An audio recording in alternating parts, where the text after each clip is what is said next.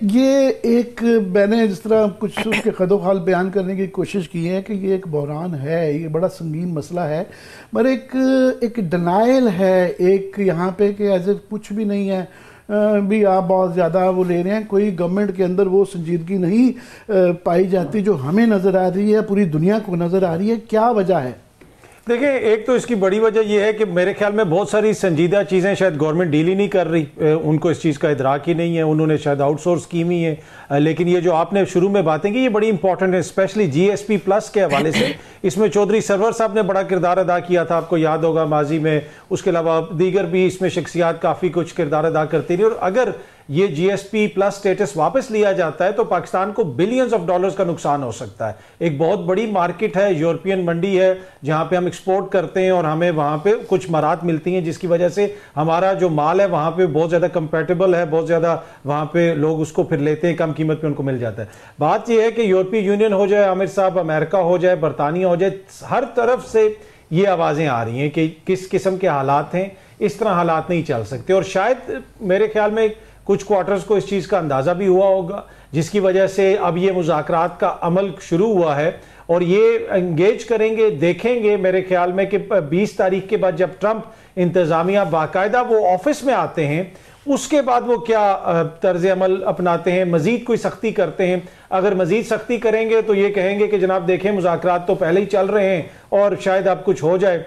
یا پھر اگر یہ دیکھیں گے کہ اتنی سختی یا اس قسم کا رسپانس نہیں آ رہا تو یہ مزید چیزوں کو طول دینے کی کوشش کریں گے. لیکن خود ان حکومت کو سوچنے کی ضرورت ہے کہ پوری دنیا میں اب شاید کوئی بیلاروس کا صدر ہی رہ گیا ہو جو اس حکومت کے حق میں کوئی بیان جاری کرے. جب اتنی جگہوں سے اس قسم کے بیانات آ رہے ہیں تو یہ یقیناً ایک لمحہ فکری ہے. اب نارتھ کوریا کو نہ بھولیں، وہ بھی ان کی طرف سے بھی ہو سکتی ہے. اب ان کو بیلاروس کم جونگ جو ہے نا ان کے اوپر بھی کر سکتے ہیں. تناظر بھی ہوتا ہے اور پاکستان کی عدالتیں ان کا کوئی ماضی کوئی اتنا درخشاں نہیں ہے کہ یہ ہمیشہ ہی درمیانی راستہ نکالتے رہے ہیں. یہ نظریہ ضرورت یہاں کبھی نہیں مرتا، وہ ہر 2-4 سالوں بعد اس کو کہیں نہ کہیں سے تابوت میں سے نکال لیتے ہیں.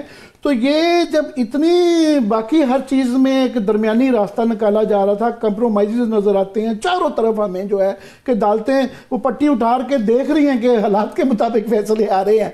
اس میں کیا ان کو یہ ادراک نہیں تھا؟ یہ شاید داخلی کی طرف ہی صورتحال پہ ہی ان کی توجہ مرکوز تھی. ان کو یہ نہیں تھا کہ اس کے بین الاقوامی ریپرکشنز ہوں گے اور ہم ایک بہت بڑے کرائسس میں جا سکتے ہیں. دیکھیں عامر بھائی، بالکل میں عطر سے ذرا آپ کی اجازت سے لے لوں. جی دیکھیں، یہ بڑا امپورٹنٹ پوائنٹ ہے اور یہ کوئی آج سے سلسلہ شروع نہیں ہوا، آہستہ آہستہ آوازیں آنا شروع ہو گئی تھیں. اور پھر دیکھیں ہر چیز کی ایک لمٹ ہوتی ہے. جس طریقے سے حکومت نے تاثر دیا، حکومتی وزراء آ کے ٹی وی پہ بیٹھ کے کہتے ہیں کیا ہوا، رہا ہوگا تو دوبارہ پکڑ لیں گے. آپ کے لوگوں کی ضمانتیں ہوتی تھیں، دوبارہ لوگوں کو گرفتار کر لیا جاتا تھا. تو یہ کوئی آج اس جو یہ ابھی لوگ کنڈیم کر رہے ہیں یا جس قسم کی تنقید ہو رہی ہے وہ ایک پس منظر کو بھی دیکھ رہے ہیں. جس طرح آپ نے بھی ذکر کیا کہ ایک پس منظر ہوتا ہے، کانٹیکسٹ ہوتا ہے، تو وہ دیکھ رہے ہیں کہ تسلسل ہے واقعات کا. اور اب اس نہج پہ چیزیں پہنچ گئی ہیں کہ جہاں پہ فوجی عدالتوں کے اندر سیولینز کو ٹرائی کیا جا رہا ہے. اب اس کا کیا حکومت کو ادراک نہیں ہے؟ میرے خیال میں یقیناً ادراک تو ان کو ہوگا یا ہونا چاہیے. اگر نہیں ہے تو یہ اس سے زیادہ پریشان کن چیز ہے. شاید وہ یہ سمجھتے تھے کہ نہیں، میں یہ تو عدالتوں کی بات کر رہا ہوں حکومت، یہ کیونکہ اس کی ذمہ داری جو ڈالی جا سکتی ہے کیونکہ سپریم کورٹ نے اجازت دی کہ آپ اس کا کر لیں.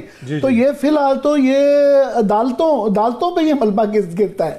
نہیں، بالکل درست آپ نے فرمایا کہ دیکھ لیں کہ سپریم کورٹ کے اندر کافی دنوں سے یہ مقدمہ چل رہا ہے، اس کا کوئی فیصلہ آنا چاہیے. ابھی بھی جو بالکل آپ نے درست فرمایا کہ جو فیصلے سنائے گئے ہیں فوجی عدالتوں کی جانب سے ان کو مکمل آئینی کور حاصل ہے، کیونکہ سپریم کورٹ آف پاکستان نے اجازت دی ہے ان کو کہ آپ یہ فیصلے سنا سکتے ہیں. تو اینڈ آف دا ڈے یہ تو آئینی بینچ نے فیصلہ کرنا ہے، انہوں نے اس چیز کو دیکھنا ہے. لیکن ایز اے لے مین، میں اسٹوڈنٹ آف لا بھی نہیں ہوں، مجھے لا کا زیادہ نہیں پتا، لیکن کسی بھی جمہوری معاشرے میں عامر صاحب آپ جب سیولینز کو فوجی عدالتوں میں اس طرح ٹرائی کریں گے تو یہ کوئی نیک شگون نہیں ہے جمہوریت کے لیے. اور یہ جو سپریم کورٹ ہے یہاں پہ یہ لوگوں کے فنڈامنٹل رائٹس کو پروٹیکٹ کرنے کے لیے بیٹھی ہوئی ہے. اب تو آئینی بینچ بھی بن گیا، لیٹس سی کہ وہ کیا فیصلہ. ذرا تھوڑا سا ٹاپک آگے بڑھاتے ہوئے، یہ جو پی ٹی آئی کی بات چیت حکومت سے چل رہی ہے، میں اس پہ چاہ رہا ہوں کہ آپ کے وچار لیے جائیں کہ آج جو عمران خان سے اجازت دی گئی، پہلے تو یہ ہے کہ اس کی کم از کم یہ شروعات ہوگی کہ اجازت ملنے ملاقات ہفتیں شروع ہو گئی ہیں.